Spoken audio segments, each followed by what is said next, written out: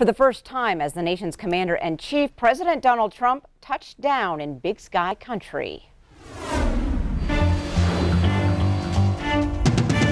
I'm excited to just feel that energy and get that recharge. A lot of love for Trump out there. We were actually in line for the last 4 hours. I couldn't believe that he would come to a smaller city like this. Senator Daines and Congressman Gianforte do not represent me. Absolutely, there's a lot of gray area here. It's not just black and white. He's going to be your next senator. What's good for America is great for Montana. I said to my people, why didn't you get a larger arena? And we are going to make America great again.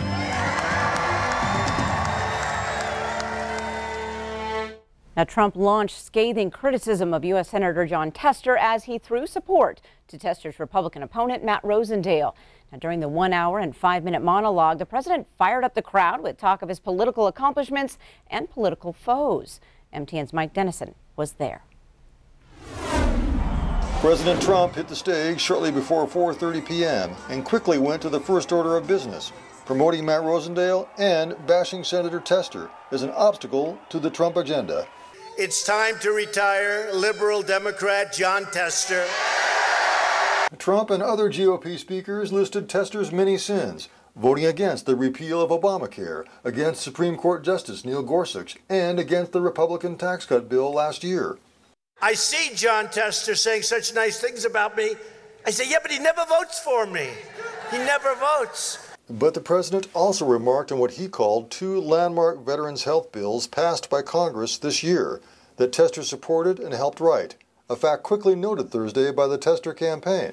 Those are 2 bills that the president signed into law and were actually written by Senator Tester. So we were glad to hear that he was proud of those accomplishments and knew the impact on Montana's veterans. 20 minutes into the speech, Trump turned mostly to his own record, taking credit for a strong economy, job growth, and low unemployment.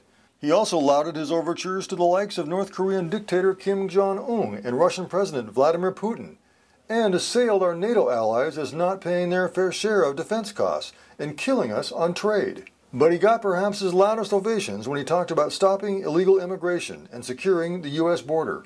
A vote for the Democrats in November is a vote to let MS-13 run wild in our communities, to let drugs pour into our cities, and to take jobs and benefits away from our hardworking Americans, and we're not letting it happen.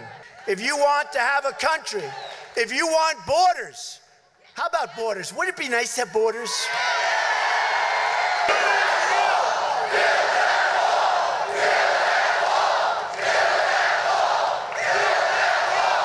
Trump flew into Great Falls on Air Force One and brought Republican U.S. Senator Steve Daines and Congressman Greg Gianforte with him from Washington. Not long after the speech, he was back on the plane and jetting his way back to the East Coast. The president spoke loud and clear to his base here in Great Falls with an aggressive Put America First message. The question this November, however, will be how that plays with the entire electorate. Reporting from Great Falls, Mike Dennison, MTN News.